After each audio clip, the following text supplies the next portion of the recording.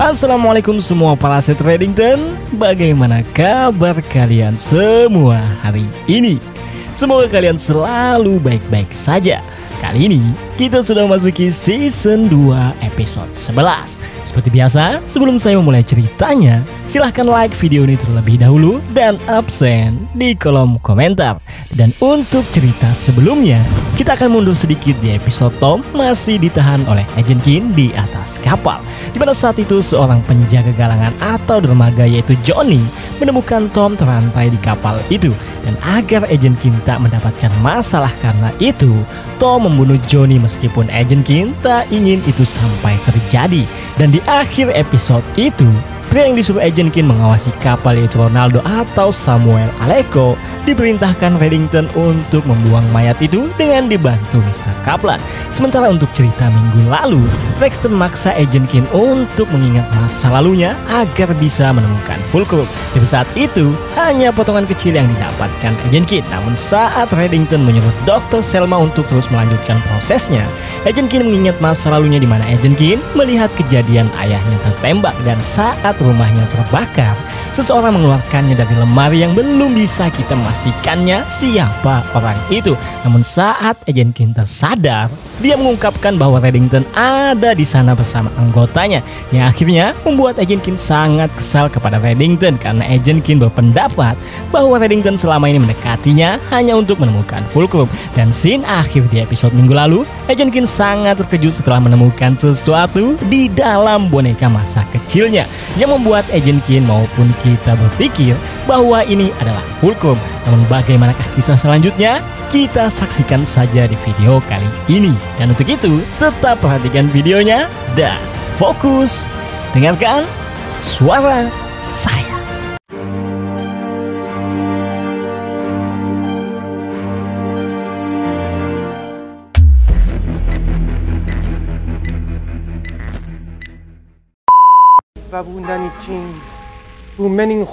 Cerita dimulai di sebuah desa di Uzbekistan, di mana ada seorang pendeta sedang melakukan kebaktian di sebuah gereja. Lalu kemudian orang-orang bersenjata memasuki gereja itu, menahan pendeta dan jemaatnya di bawah todongan senjata. Di mana di sini pendeta ini berkata bahwa dia hanyalah hamba Tuhan biasa. Mendengar itu, pemimpin kelompok yang bernama Ruslan Denisov berkata bahwa pendeta ini telah berbohong karena Denisov tahu siapa pendeta ini sesungguhnya. Ya akhirnya Denisov menyuruh pendeta itu untuk menghubungi atasannya dengan telepon satelit milik pendeta itu sendiri. Dan akibat ini kita akhirnya mengetahui bahwa dia bukanlah seorang pendeta biasa, melainkan seseorang yang bisa saya konfirmasi bahwa dia adalah mata-mata dari CIA. Dan setelah ini, kita diperlihatkan seorang detektif bernama Martin Wilcox mendatangi rumah seorang wanita yang baru saja melaporkan tentang hilangnya suaminya. Yang ternyata, suami wanita ini adalah Johnny, laki-laki penjaga dermaga yang kita ketahui telah dibunuh oleh Tom. Dan di sini, wanita ini berkata bahwa sebelum suaminya menghilang, Johnny memberitahu tentang dia ditodong senjata oleh agen FBI, yaitu Agent Kin, yang saat itu beralasan kepada Johnny sedang mencari buronan. Yang pada akhirnya, wanita ini pun memberikan kartu nama yang dia dapatkan dari suaminya, yang tentu saja kartu nama itu milik Agent Kin. Dan di sisi lain, Agent Kin menyuruh Aram untuk memeriksa sesuatu yang dia temukan di dalam bonekanya itu. Karena untuk saat ini, Agent Kin masih belum mengetahui tentang apa yang dia temukan ini. Dan tak lama kemudian, Reddington tiba di Black Set dan Reddington terpaksa datang ke sini karena Agent Kin tidak mau mengangkat telepon dari Reddington. Mendengar itu, Agent Kin berkata bahwa dia tidak mau berhubungan atau berbicara lagi dengan Reddington kecuali tentang pekerjaan. Mengetahui itu, Reddington pun akhirnya memberikan kasus kepada Agent Kin. Di mana di sini Reddington memperlihatkan surat kabar yang memberitakan penculikan seorang pendeta di Uzbekistan. Namun Reddington berkata pendeta itu bukanlah seorang pendeta, melainkan mata-mata dari CIA. Dan Reddington mengungkapkan bahwa itu adalah sebuah kejahatan karena CIA sudah melanggar kebijakan yang sudah dibuat oleh presiden, di mana agen CIA tidak boleh menggunakan tokoh agama sebagai mata-mata. And you know who kidnapped this agent? I do.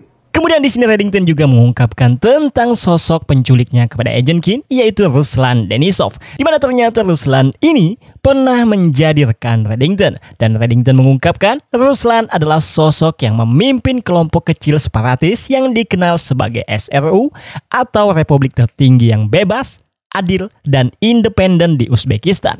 Dan Ruslan dikenal cukup kejam, tapi dia bisa cukup melodramatis dan politik adalah gairahnya. Dan untuk mendanai agenda kelompoknya itu, Ruslan menjadi seorang maestro penculikan yang mengkhususkan diri dalam penculikan eksekutif senior dari perusahaan asing yang bekerja keluar masuk antar negara, lalu menahan mereka untuk tebusan dengan harga jauh di atas standar pasar. Dan Reddington memperingatkan Agent Keen untuk berhati-hati tentang kasus kali ini, karena CIA akan melakukan apapun yang diperlukan untuk merahasiakan ini. CIA will do whatever it takes to keep this quiet.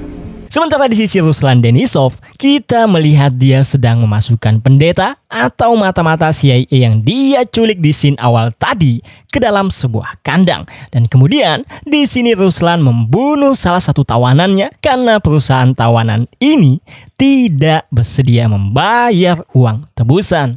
No interest in paying for your release.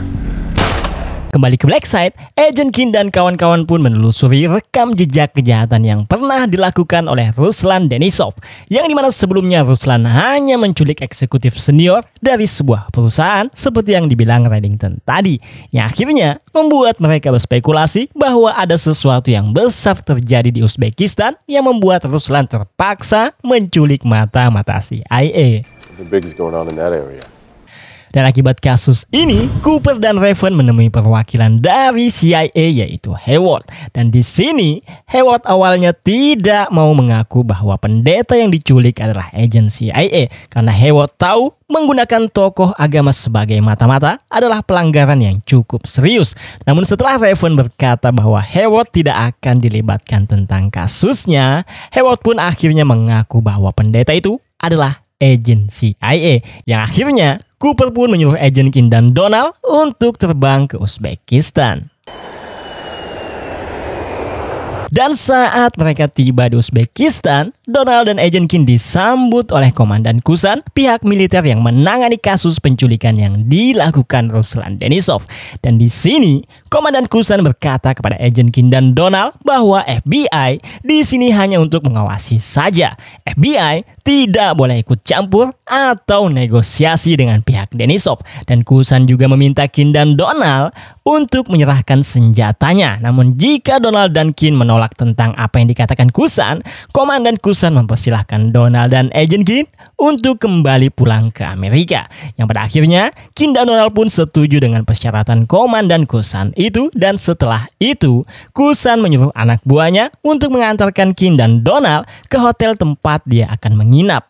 Tapi sebelum Keen dan Donald pergi ke hotel, mereka mengetahui bahwa kedatangannya telah diawasi oleh beberapa orang dari pihak CIA dan satu orang dengan setelan yang terlihat sangat mewah. Blackout. Next thing I know, I wake up, no sheets. Dan saat Agent Keen dan Donald tiba di hotel, mereka melihat Reddington sedang asik berbicara dengan orang-orang yang bersetelan mewah juga. Dan di sini, Agent Keen bertanya apa yang dilakukan Reddington di sini dan siapa orang-orang yang bersama Reddington itu. Di mana Reddington menjawab bahwa dia datang ke sini untuk membantu tentang kasusnya, dan untuk orang-orang yang ada bersamanya, Reddington tidak mau menjawabnya. United States. Who are your friends over there? Tapi kita bisa asumsikan jika Reddington sampai datang ke Uzbekistan, berarti ada sesuatu yang diinginkan oleh Reddington tentang kasus kali ini. Kemudian saat Donald dan Keen ingin menuju kamarnya menggunakan sebuah lift, inilah yang terjadi. Donald dan Keen diculik oleh beberapa orang dan dibawa ke suatu tempat yang ternyata adalah kelompok Ruslan Denisov. Dan di sini, Ruslan mengaku kepada Kim dan Donald bahwa dia selama ini telah berusaha mendapatkan perhatian FBI, tetapi dia sekarang baru mendapatkannya setelah menculik seorang Amerika, yaitu pendeta atau agent Burke mata-mata CIA tadi. Dan Ruslan mengungkapkan dia tidak membutuhkan uang dari Amerika karena bisnisnya yaitu menculik eksekutif senior perusahaan masih baik-baik saja. Namun alasan sebenarnya dia mengambil agent Burke adalah karena 25 tahun yang lalu negaranya menjual hak kepada sebuah perusahaan Amerika yang bernama Aneka Oil untuk membangun jaringan pipa melalui Tashkent. Tapi sekarang pipa itu bocor namun perusahaan tidak tertarik untuk memperbaikinya. Dan akibat kebocoran pipa itu, sejumlah bahan kimia tercampur ke dalam air yang biasa digunakan untuk minum ataupun mandi oleh warga Uzbekistan. Dan akibat itu, ratusan warga maupun anak-anak telah tewas dan ratusan lainnya telah terjangkit penyakit. Namun perusahaan Aneka Oil tidak melakukan apa-apa atas insiden itu, dan CIA yang ada di sini hanya berdiam saja melihat itu semua terjadi. The CIA is here, watching, doing nothing. Itulah sebabnya Ruslan Denisov menculik agen CIA agar dia mendapatkan perhatian tentang kebocoran pipa itu. Dan untuk membuktikan perkataannya, Ruslan memperlihatkan seorang tahanan dari Aneka Oil yang dia rendam menggunakan air yang sudah tercampur bahan kimia itu. Dan kalian bisa melihatnya sendiri. Itulah efeknya setelah tubuhnya direndam dengan air yang sudah tercampur bahan kimia akibat bocornya pipa perusahaan Aneka Oil. Dan sebagai itikat baiknya, Ruslan berkata akan membebaskan pria ini agar menjadi bukti juga. Dan Ruslan juga mengungkapkan negosiasi untuk agen CIA akan dimulai besok. The negotiations for your agent Burke begin tomorrow. Agent Kim dan Donald pun membawa pria itu ke rumah sakit untuk mendapat perawatan. Dan saat di rumah sakit, Agent Kim menghubungi Cooper dan memberitahu semua apa yang baru saja dialaminya bersama Donald. Dan Agent Kim menyarankan Cooper untuk mencari tempat Ruslan menahan para tahanan itu tadi. Tapi Cooper yang mendengar itu berkata bahwa itu akan sangat sulit karena pihak lokal saja sangat kesulitan mencari lokasi itu. Sementara di sisi Donald, seorang pria dengan setelan mewah yang kita ketahui mengawasi Kim dan Donald saat tiba di bandara tadi mendatanginya. Dan di sini dia mengenalkan dirinya sebagai perwakilan dari perusahaan Aneka Oil yang bernama Dean Walker. Di mana di sini Dean ini berterima kasih kepada Donald karena sudah menyelamatkan pria ini. Karena sebelumnya Dean mencoba untuk negosiasi dengan Ruslan, tapi pihak Ruslan menolak untuk bertemu dengan pria ini. Dan di sini pria ini juga mengungkapkan bahwa perusahaannya tidak bersalah karena menurutnya Ruslan sendirilah yang sudah menyabotase pipa itu untuk mendapatkan uang. His men sabotage the pipeline and then demand a fortune because the locals are getting sick. Dan tak lama setelah ini, Komandan Kusan yang terlihat kesal datang ke rumah sakit juga. Di mana dia kesal karena Agent Kim dan Donald sudah melanggar kesepakatan untuk tidak bernegosiasi dengan Ruslan. Tapi Kim yang mendengar itu menjawab bahwa Ruslan sendirilah yang ingin melakukan negosiasi dengan FBI. Yang pada akhirnya, akibat yang dilakukan Donald dan Kim, Komandan Kusan mengancam Kim dan Donald untuk tetap di hotel saja yang tentu saja dalam pengawasan militer. Karena jika Kim dan Donald menolak, Kusan memastikan Kim dan Donald akan cukup lama berada di Uzbekistan. Keesokannya, Cooper, Raven, dan Haywood kembali membahas tentang kemajuan kasusnya. Di mana di sini Cooper berkata bahwa dia sudah mengetahui lokasi tempat Ruslan menahan sandranya, yaitu di suatu tempat bagian tenggara wilayah Zarafstan. Haywood yang mendengar itu menyarankan untuk menyerang lokasinya. Tapi Cooper menjawab untuk saat ini dia tidak yakin apakah agen CIA ditahan di lokasi itu. Namun Cooper juga tak ingin mengancam keselamatan agen Kim dan Donald. Dan Cooper lebih menyarankan untuk menahan serangannya terlebih dahulu dan menyerahkan semuanya ke agen Kim maupun asetnya yang ada di sana. Dan Raven yang mendengar itu setuju dengan saran dari Cooper untuk tidak menyerang lokasi itu. I agree. At this point, a raid is premature. Sementara di sisi agen Kim dan Donald, mereka berencana untuk menemui Ruslan untuk membahas negosiasinya. Dan seperti yang kita tahu, untuk bertemu dengan Ruslan, mereka memasuki lift yang tertentu yang ada di hotel ini. Dan anak buahnya yang akan membawa ke tempat lokasi Ruslan itu.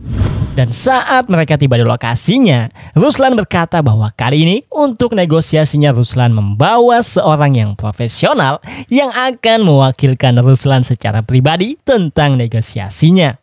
Agent Kim dan Donald cukup terkejut setelah melihat orang yang akan mewakili Ruslan, karena ternyata seseorang yang akan mewakili Ruslan dalam negosiasi adalah Reddington. Tapi di sini Reddington berpura-pura tidak saling mengenal dengan Agent Kim maupun Donald. Kemudian dalam negosiasinya, Ruslan mengajak Kim dan Donald jalan-jalan keliling desa untuk melihat dampak kebocoran pipa dan penyebaran penyakitnya. Yang dimana setelah Kim dan Donald melihat kondisi desanya, mereka sepakat bahwa perusahaan harus bertanggung jawab atas apa yang terjadi dengan dampak kebocoran itu. Dan Reddington yang mendengar itu dan sebagai perwakilan Ruslan berkata, And I can see to it that Agent Burke is released unharmed. kemudian saat malam tiba, detektif yang menyelidiki hilangnya Johnny menghubungi Agent Kim yang sedang ingin makan malam dengan Reddington. Dan di sini detektif ini bertanya kepada Agent Kim karena Agent Kim adalah salah satu orang yang ditemui Johnny di atas kapal tempat Agent Kim memberikan kartu namanya sebelum hilangnya Johnny.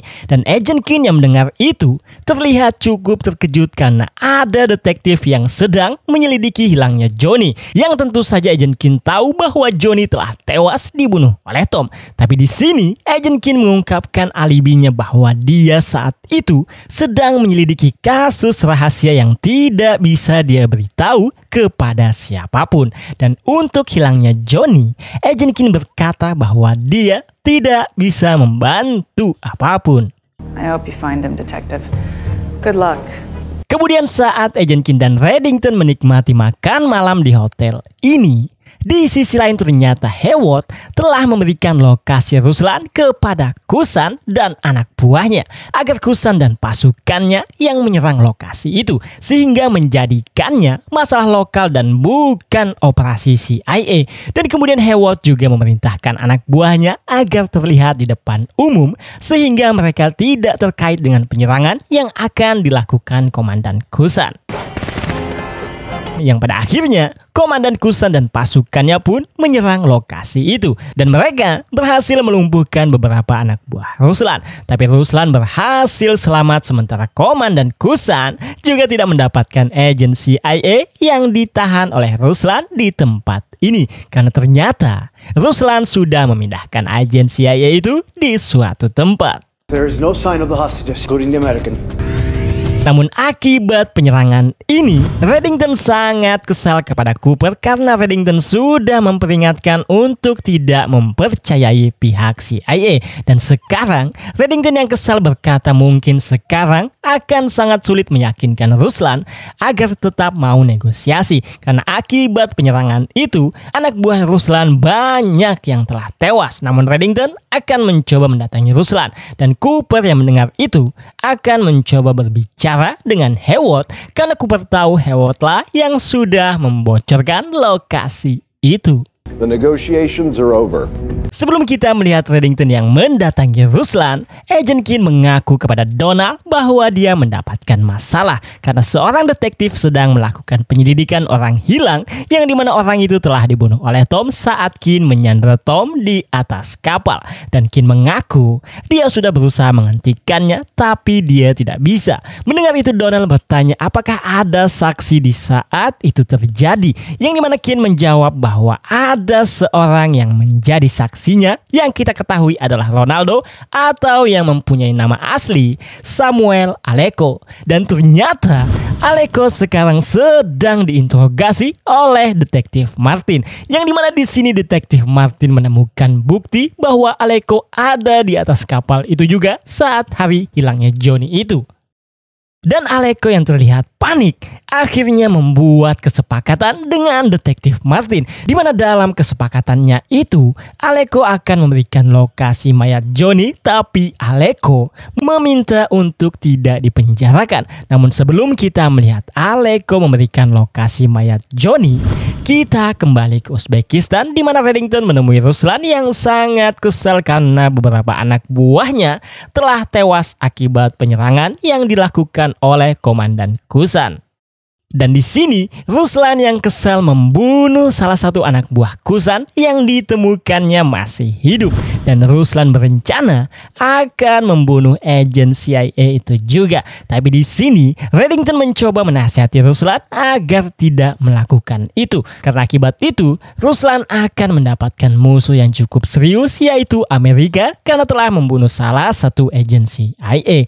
Dan di sini, Reddington juga menceritakan sebuah kisah tentang Bobby Fischer, makhluk bermoral, yang dimana dalam kisahnya itu Reddington menyiratkan agar Ruslan mengambil pandangan jauh ke depannya, karena Reddington yakin bahwa Ruslan bisa menjadi pemimpin sejati bagi rakyatnya. Dan untuk itu Reddington memiliki alternatif, yaitu tentang sosok Leonid Zabin yang Reddington ketahui dapat memenangkan Ruslan dengan perusahaan Aneka Oil, karena ternyata CIA sampai berani melanggar hukum dengan menempatkan agennya di sini agar bisa menjaga rahasia tentang sosok Leonid Zabin. Di mana di sini Reddington menyuruh agen CIA ini untuk menceritakan tentang sosok Leonid Zabin itu kepada Ruslan. Awalnya agen CIA ini menolak menceritakannya, tapi setelah Reddington mengancamnya bahwa dia yang akan membunuh dengan tangannya sendiri, agen CIA ini pun akhirnya menceritakan tentang rahasia yang selama ini dijaga oleh CIA agar tidak diketahui publik. Dan sambil pria ini menceritakan tentang sosok Zabin itu kepada Ruslan dan Reddington, kita diperlihatkan tentang sosok Leonid Zabin itu. Yang dimana Zabin adalah mantan menteri kabinet bagian dari rezim Soviet lama yang memerintah wilayah ini dari akhir tahun 70-an sampai awal 90-an. Dan Zabin dikenal korup dan sangat kejam. Dan saat itu Zabin memberi hak kepada perusahaan Aneka Oil untuk membangun pipa, dan sebagai imbalannya dia mendapat timbal balik dengan beberapa hak kepemilikan. Namun sekarang dia menjadi sangat religius dan fanatik, di mana dia menyiksa dirinya sendiri karena dia merasa orang-orang yang sakit maupun yang tewas akibat kebocoran pipa Aneka Oil adalah kesalahannya. Dan saat dia mencoba mengaku dosanya di sebuah gereja, ternyata Reddington ada di sana bersama Ruslan. Dan di sini Reddington meminta semua bukti tentang rincian hak yang dia berikan kepada perusahaan Aneka Oil untuk membangun pipa itu. Awalnya Zabin menolak untuk membantu Reddington karena dia lebih memilih mempertanggungjawabkan ulahnya itu di akhirat daripada harus masuk penjara. Tapi setelah Reddington menyiksanya dengan memasukkan kepalanya ke dalam air, Zabin pun akhirnya bersedia bekerja sama dengan Reddington. We didn't just poison our countrymen, we killed them, hundreds of them. Dan setelah ini, Reddington menelpon agen Kin memberitahu bahwa negosiasi akan kembali dilakukan karena Reddington sudah menemukan bukti baru. Dan untuk itu, Reddington menyuruh Kin dan Donald untuk membawa Dean Walker, perwakilan Aneka Oil, untuk hadir juga dalam negosiasinya karena Reddington akan tiba di hotel 1 jam lagi. See you in an hour. Dan setelah 1 jam, Reddington dan Zabin pun tiba di hotel untuk melakukan negosiasi yang dihadiri perwakilan Aneka Oil, yaitu Dean Walker dan agen Kin dan Donald. Dan di sini mereka menceritakan kisah tentang bagaimana Zabin melakukan kesepakatan pada proyek pipa pertama dengan Aneka Oil 4 tahun sebelum tanggal resmi proyek pipa itu terjadi. Dan saat itu Aneka Oil mengabaikan standar keselamatan yang akhirnya membuat ratusan orang meninggal dan dimakamkan di kuburan massal. Namun saat itu Aneka Oil membayar Zabin untuk menutupi itu semua. Di sini Reddington juga memberikan bukti dokumen asli tentang kontrak itu. Dan untuk negosiasinya, pihak Ruslan yang diwakilkan oleh Reddington meminta untuk Aneka Oil mengambil pipanya dan pergi dari Uzbekistan. Karena jika tidak, Reddington akan menunjukkan kuburan massal itu kepada publik yang bisa membuat Dean maupun eksekutif yang lain dari Aneka Oil akan masuk penjara. You have 24 hours until we go public. Yang pada akhirnya, Dean Walker pun mengadakan konferensi pers di mana dia berkata bahwa perusahaan Aneka Oil akan keluar dari Uzbekistan. Komandan Kusan yang melihat itu terlihat merasa kecewa atas keputusan yang dilakukan Aneka Oil. Dan saat Kusan ingin pergi melalui tangga darurat, ternyata Reddington sudah menunggunya di sana. Namun apakah yang akan dilakukan Reddington terhadap Komandan Kusan ini? Kita akan mengetahuinya sebentar lagi. Tapi sebelum itu, kita diperlihatkan proses pelepasan agen CIA yaitu Burke kepada agen Kin dan Donald. Karena kesepakatan Ruslan dengan pihak Aneka Oil telah disepakati. Tapi ternyata diam-diam para agen CIA sedang mengawasi proses pelepasan ini. Dan Hayward menyuruh anak buahnya untuk membunuh Ruslan ketika agen Burke sudah bersama Kin dan Donald. Tapi tak lama kemudian Cooper mendatangi Hayward, di mana di sini Cooper berkata jika Hayward mengganggu proses pelepasan itu, Cooper akan melaporkan tindakannya kepada Jaksa Agung. Yang dimana jika itu terjadi, Hayward akan mendapatkan masalah yang cukup serius. Yang pada akhirnya Hayward yang tak mau itu terjadi menyuruh anak buahnya untuk mundur. Stand down. Kemudian scene berpindah di mana Ruslan yang sudah menyelesaikan masalah rakyatnya meminta bantuan Reddington untuk mengeluarkannya dari Uzbekistan karena Ruslan takut dirinya akan ditangkap oleh Komandan Kusan. Reddington yang mendengar itu berkata bahwa dia bisa membantu itu semua, tapi Reddington tidak mau melakukannya. Di mana Reddington mengungkapkan bahwa Ruslan bisa menjalankan negara Uzbekistan karena apa yang sudah dilakukan Ruslan itu sangat penting. Di mana Ruslan sudah membuat perusahaan multinasional bertekuk lutut, menyelamatkan nyawa yang tak terhitung jumlahnya dan bahkan menghasilkan miliaran untuk negara Uzbekistan. Dan Reddington juga mengungkapkan mungkin Ruslan akan masuk penjara untuk sementara, tapi Ruslan akan dianggap pahlawan oleh rakyatnya. Namun Reddington berkata semua keputusan ada di tangan Ruslan karena dia membawa sebuah box yang isinya Komandan Kusan yang masih hidup di dalamnya. Dan untuk maksud Reddington ini, saya bisa simpulkan bahwa Reddington ingin Ruslan menyerahkan diri kepada Komandan Kusan lalu masuk penjara untuk sementara waktu. Tapi setelah keluar, Reddington ingin Ruslan masuk dunia politik agar bisa menjadi pemimpin Uzbekistan. Tapi sekali lagi, Reddington menyerahkan semua keputusannya di tangan Ruslan. Dan untuk agen Kin yang berada di kamar hotelnya, dia mendapatkan kesimpulan tentang kasus kali ini setelah melihat berita yang ada di televisi, di mana media memberitakan bahwa setelah beberapa jam Aneka Oil mengumumkan bahwa perusahaannya menghentikan jalur pipa di Uzbekistan, pemerintah dan konglomerat minyak Perancis dari perusahaan yang bernama Savilion telah mencapai kesepakatan untuk membuat jalur pipa baru di Uzbekistan. Dan kesepakatan itu disebut bernilai miliaran dolar yang akan diselesaikan dalam beberapa hari ke depan. Dan agen Kin yang mengetahui itu berspekulasi bahwa Reddington memberikan kasus kali ini agar Reddington mendapatkan proyek miliaran itu. Dan benar saja, saat agen Kin mendatangi Reddington, dia baru saja menyelesaikan kesepakatan dengan perwakilan dari perusahaan Perancis itu. Agen Kin pun mengungkapkan semua spekulasinya, di mana Reddington memberikan kasus kali ini agar Reddington mendapatkan kontrak dari perusahaan Perancis, yang dimana Reddington akan mendapatkan uang yang tentu saja sangat lumayan. Namun Reddington yang mendengar itu menjawab dengan berkata bahwa itu bukanlah hal yang buruk karena saat Aneka Oil menutup operasinya, para korban juga diberikan kompensasi dengan baik dan semuanya merasa menang. Dan itulah kejeniusan Reddington, di mana dia memanfaatkan kasus kali ini untuk mendapatkan proyek bernilai miliaran dolar. You get a payday from Savignon for making it happen. Vive la France!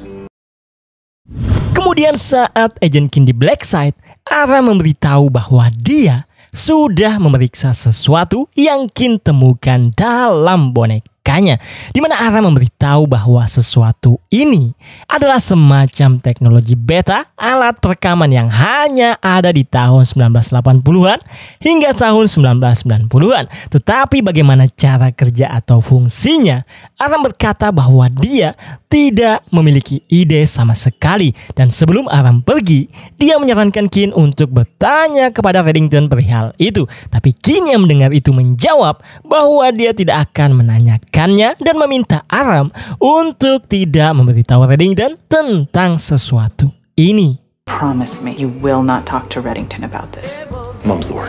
Dan di sisi lain ternyata mayat Johnny akhirnya ditemukan setelah Samuel Aleko menunjukkan di mana lokasinya. Karena kita tahu saat itu Aleko bersama Mr. Kaplan untuk menguburkannya. Namun apakah yang akan terjadi selanjutnya? Apakah Aleko akan mengungkapkan semua yang diketahuinya kepada detektif ini? Kita mungkin akan mengetahuinya di episode kedepannya. Karena ini adalah scene penutup episode kali ini. Tell me about Elizabeth Keene. Terima kasih buat kalian yang selalu mendengarkan cerita saya sampai akhir video. Seperti biasa, jangan lupa kalian like video ini dan subscribe bagi kalian yang belum. Jika sudah, saya selaku pembawa cerita pamit undur diri. Tapi kita insya Allah akan bertemu lagi di cerita selanjutnya. Assalamualaikum.